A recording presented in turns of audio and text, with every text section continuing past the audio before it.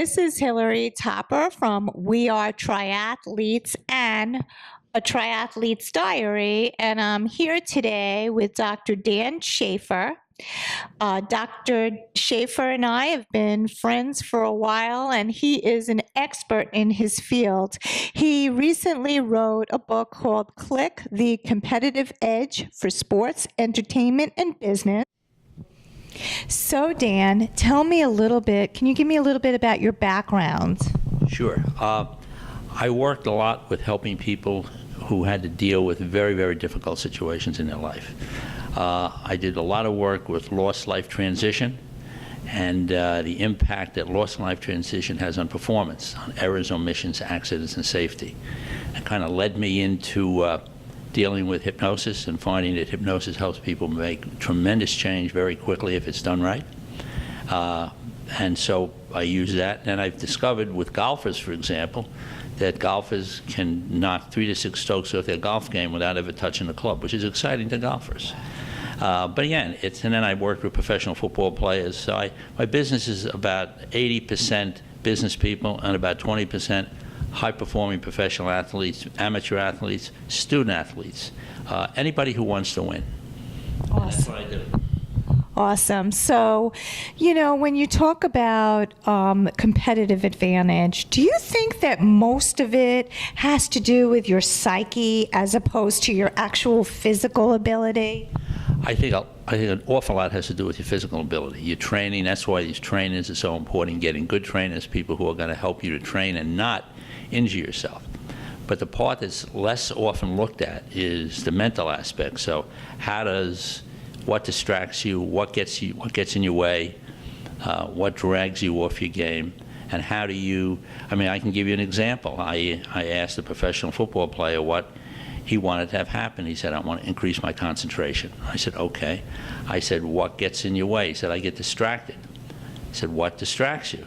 He said, the way I talk to myself. So people really need to be careful the way they talk to themselves.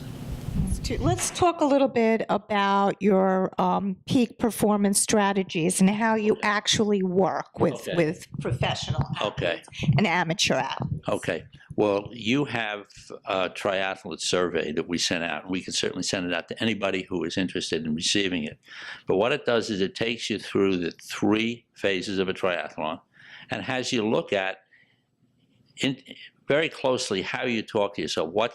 Where are the ways and places in that environment that you can become distracted?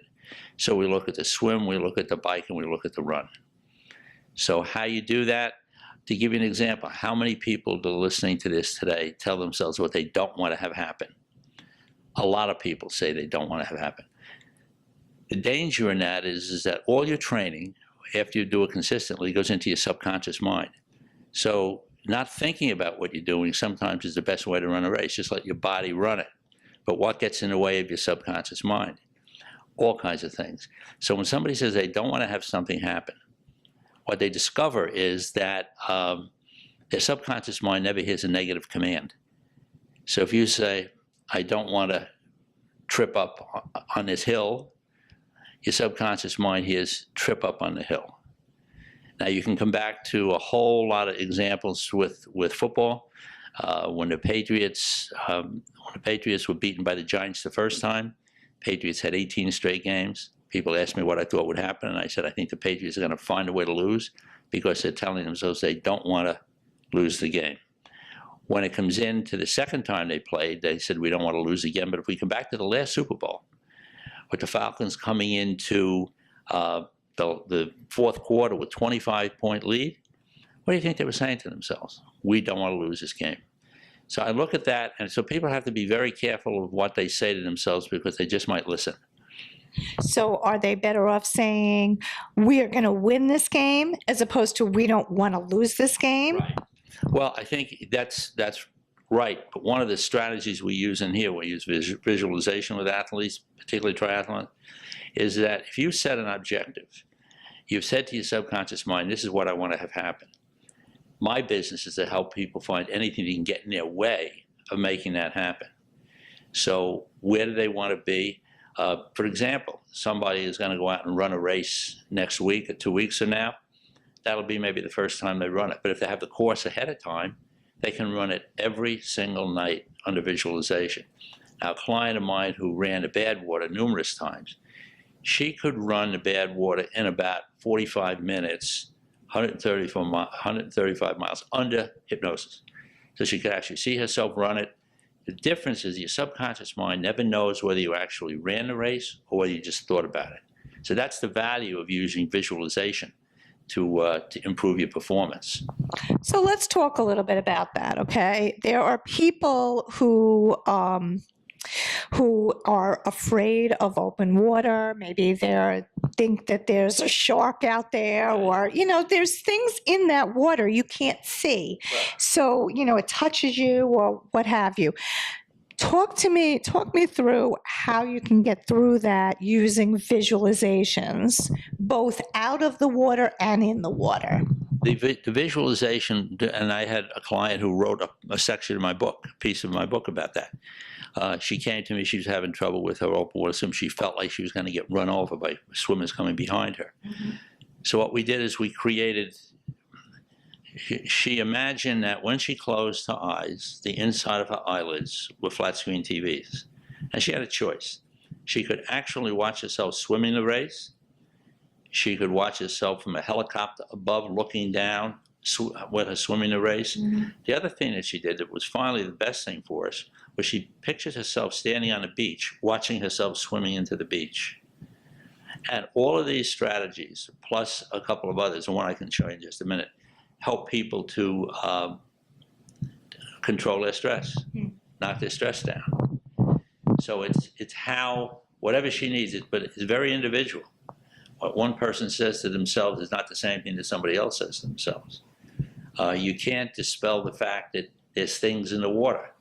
So you have to figure you're going to be swimming through it or over it or whatever it is, because that's part of the race. That's part of the challenge. Mm-hmm. Mm-hmm.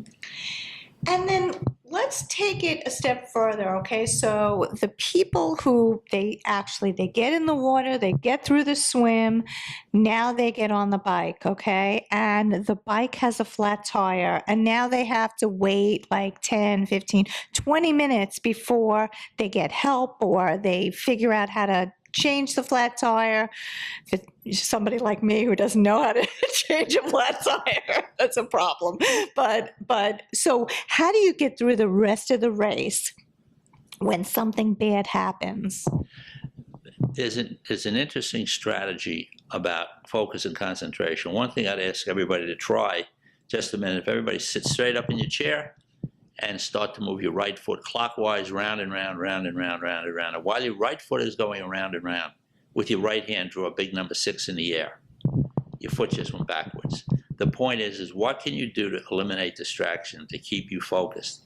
One thing is that if you put your thumb up and you focus on your thumbnail as if your eyes are a laser. Don't move your eyeballs. And this, become aware of something that's on your left peripheral vision. Then you can be aware of something that's on your right peripheral vision. And when you get all those three things together, the object on the left, the object on the right, and the middle of your nail, try to think of something. You really can't think of anything. Your mind shuts down. So the point is that allows you to keep yourself right in the moment. So if you're riding and you just become aware of something on your right and left, these negative thoughts will not continue to run on in your head. If you find the negative thoughts are running on in your head, there's another cool strategy to work. Right now, just push your tongue up onto the roof of your mouth. When your tongue is on the roof of your mouth, you can't think of anything. So it's thinking about absolutely nothing at just the right time. And that's how this comes together. When I introduce you to this trunk card concept, it's the idea of this client of mine who ran the Badwater. And she said to me, she said, I was 10 miles into this 135 mile an hour race. And she said, 135 mile race. And I got, she said, my support crew did something that could have gotten me disqualified. I got that straightened out. She said, but I was extraordinarily angry. She said, what I realized is I carried anger for 120 miles, and it drained me. So one of the things is to ask yourself, are you taking anything onto this triathlon course that doesn't belong there? Anything at all. If it's not your swim, your race, your bike, and your strategy, it doesn't belong on the course. So what she decided to do was to take a trunk card, and anything that was going on in her life before the race, she wrote it down on the card. If that thought came up as she was running a race, she'd just go trunk, trunk, trunk, trunk, trunk, saying that she's going to come back and deal with it when she gets back to the car. So again, this has worked well for a lot of people. What does a golfer take onto the golf course that doesn't belong there? What does somebody take on as a squash player that doesn't belong there? I work with hockey goaltenders. What do they take onto the ice that doesn't belong there? So when you know, you can't control what you can't see, hear, or feel. So I'll give you an example out of hockey. I said to one of my goaltenders, what's it like? What does it look like, feel like, and sound like when you perform at your best? He said, I don't hear any crowds. The puck is the size of a dinner plate, and the game moves very slowly. Anytime one of those things change, I know I'm losing my concentration, and I need a way to get back in. The peripheral vision piece does it. The tongue on the roof of the mouth does it. But again, it's you knowing that if you start to lose your concentration, you don't have to hope that it'll come back. You can have some strategies that I can help you with to make sure you get back when you need to get back. So, Dan, can you talk to us a little bit more about visualizations? Exactly what is it? How do you do it? And how does it help? Visualization helps in a wide variety of arenas. One is that it helps you get what you want into your subconscious mind. It also helps people who have to rehab. Because when you can visualize a performance, Jody ran the Badwater. She could run the Badwater in about an hour under hypnosis, saying every mile that she was going to run.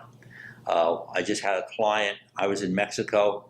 He was in California at a triathlon. We used hypnosis over the phone to help him go through the whole swim portion. He saw it, but he could actually see himself swimming at that portion of his race. Let me come back to an example that I use with hockey goalies, because you can translate it immediately over to yourself. I wanted them to have what we called best saves videos. So they create a video in their mind of a save that they made. They'd watch themselves on a screen make the save. Then they'd watch themselves from above make the save, and from center ice make the save. And each time they burn that save into a DVD in their brain. So when they had to think about something, they had a choice. Do I want to think about something that's not productive, or do I want to flip this video on? So I would say the same thing with a triathlon. You take your best swim, and you watch that swim as if you're watching yourself swimming it from the shore coming in, from above. If you imagine if you're in a helicopter watching yourself swim, or when you're actually in the water watching it.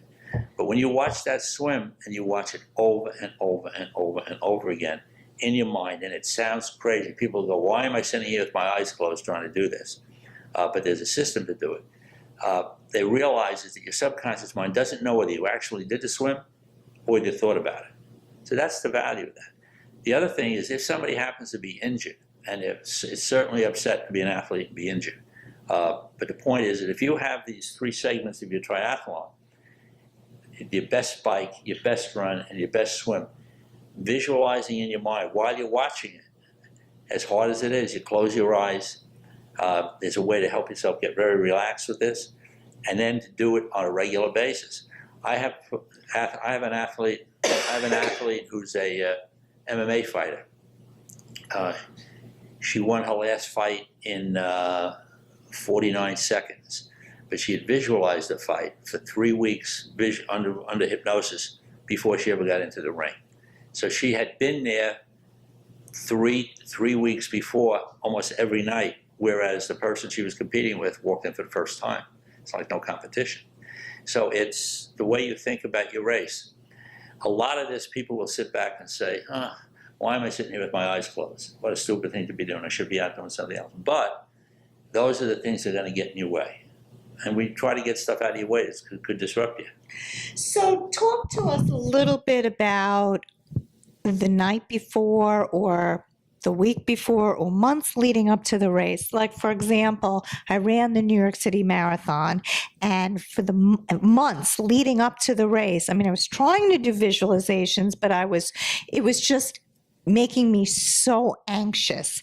How could you alleviate some of that anxiety that you have prior to the race? I'm glad you brought up anxiety. I had a friend of mine who was a senior championship swimmer. And I had a client meeting at his office, and he said to me, I'm going after this race, wherever it was, somewhere in the Midwest. And he said, I'm nervous. I get nervous before every race. I said, what if you're not nervous? What if what you're feeling is adrenaline that you need for the race? I said, if you translate it as nervousness, then you'll go, I'm nervous, and that means you're afraid. What if you said, this is adrenaline, it's going to give me the power I need? I have athletes who aren't comfortable if they don't feel it before a race. So it's how you interpret what you're going on. Interesting. The other thing is that there's a big difference between your cognitive mind and your subconscious mind. You can have all these ideas in your cognitive mind. Cognitive mind, you'll look, listen, learn, analyze, synthesize, accept, reject. You can use all of those things to beat yourself up. Once it's in your subconscious mind, it happens automatically.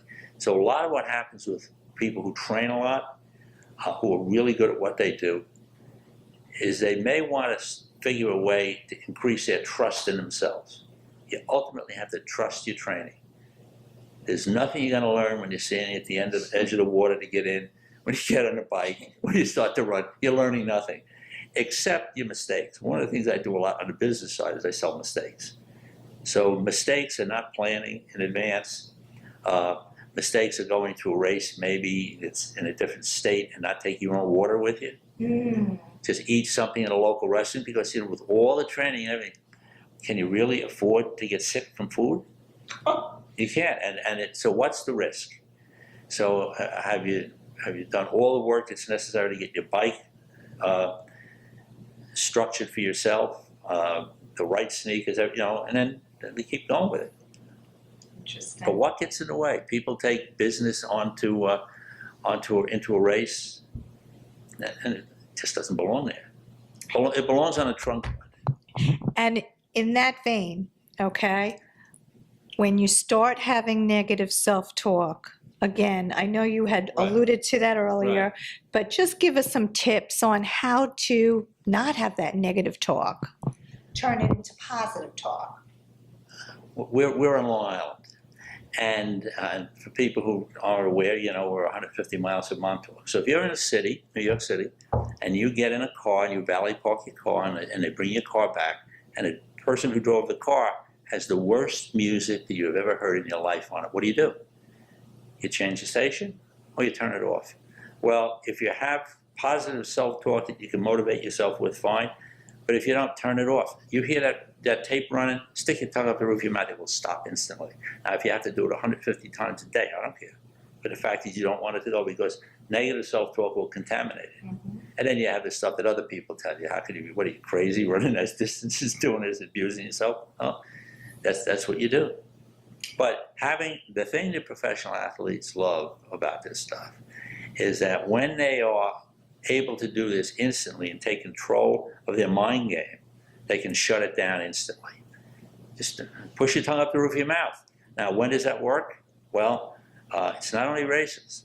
If you're taking a bar exam, a CPA exam, you're going into a high-stress situation, there are ways that link yourself with certain hypnotic strategies that you can relax yourself just by putting your thumb and index finger together. I use that with an ice skater. And people have to do presentations. Anytime you're in a place where it's competitive and you have you're really under a lot of stress, controlling your mind game is the key. Awesome. And one of the other things too is it's going to give you a competitive edge. Why? Because not a whole lot of other people are going to do it. And I will tell you something else. The people who do it rarely talk about it. I don't have an athlete who I've helped, and I've worked with a lot of almost any sport you can think of, who when they get a competitive edge strategy are going to tell anybody about it. I mean, I was very fortunate. Chad Pennington, who was the quarterback for the Jets and the Dolphins, wrote the foreword to my book. We started to work in 2005. He wrote the foreword to the book in 2011, and the only people that knew that we worked together was his family. No coaches, no media, nothing. So I don't, I am so far under the radar, it's dark. So, talking about that, where you do help professional, Right. elite athletes, Right. amateur athletes, what have you, business owners, what have you. Talk to us about, if somebody's in California or Wyoming, do you work with anyone all over the country? Sure. I do hypnosis over the phone. I like it when I've seen somebody first up front, but most people can hypnotize themselves and do it on a regular basis and not even know it, But again, it's preparing to compete. One of the things that happens is that I was on vacation in Mexico. My client was in California preparing for this triathlon, and he wanted to go over the swim portion. So I was in Mexico, we got on the phone, I hypnotized him very quickly, and then he was in the water. And he swam the route that he had to swim, and we hung up the phone, and that was it. And he did better in that triathlon than he had done in any other one he ever competed in. But again, he realized that any anxiety was most likely adrenaline, so he welcomed it. He dealt with the way he talked to himself about the race. He knows that at any time that he wanted to shut down the self-talk he heard, he knew what to do. What happens is with a professional athlete particularly, or somebody who's competing, a kid who's going to college for scholarship, if they start to feel themselves slipping, who do they tell? They can't tell a coach. They're not going to tell their coaches in school. They're not going to get pulled out. They don't want to get pulled out of the game. So it's, how do you pull that together? Mm-hmm. And that's what they do. They are able to do it themselves. Yeah, I mean, to me, what's interesting is that right before a race, it is such high pressure. You're out there at 4 o'clock or 5 o'clock in the morning, setting up transition. You can feel the nervousness around you. Everyone around you is nervous. Is there any kind of strategy that you would suggest where you should maybe go into a corner and kind of meditate and start doing these visualizations, or sit away from the action? I mean, what would you suggest, in this particular scenario? That's a great question. And the point is, do you want to, first of all, recognizing that that's going on is important, because you can pick up the energy from people around you and not even know what's happening. But one of the strategies I use is part of this click system is, and I have an ice skater, and I have a picture on my phone, puts a thumb and index finger together and considers it like a dimmer switch. The greater pressure she puts on the thumb, the more relaxed she becomes. Mm. Now, this may work for you without hypnosis. It may work if you decide to talk to me on the phone. But if I was, just try it. Put your thumb and index finger together and see what happens. And see how much of a wall. You can surround yourself in white light. You can do whatever you want. But if you visualize it, if you know that that's something that happens, when you visualize that transition, you just visualize yourself floating. I had a runner who was, this is years ago, she was preparing for this race and she tripped and fell. And she said she got up and she was behind. She's a good runner though. She was behind and she says, I started to catch up on people. She said, I was not aware of anybody on the sidelines. She said, I was not aware of my feet touching the ground. I just felt like I floated. So can you recreate that scenario? Sure you can. Because that's where her subconscious took her. Her training took her to just eliminate anything else that was going on. Can you do it cognitively? It's a little hard. With the hypnosis, it works really well. Awesome. But it's what gets in your way. And just with football, quarterback doesn't take anything onto the field. It's not football. How do you identify what you don't want to take on, what you want to leave someplace else? And again, this is where the edge comes in.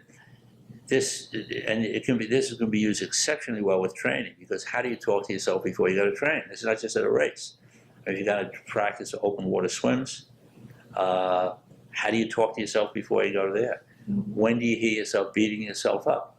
Right. I suggest you all go out and get Dan's book. It's called Click, The Competitive Edge.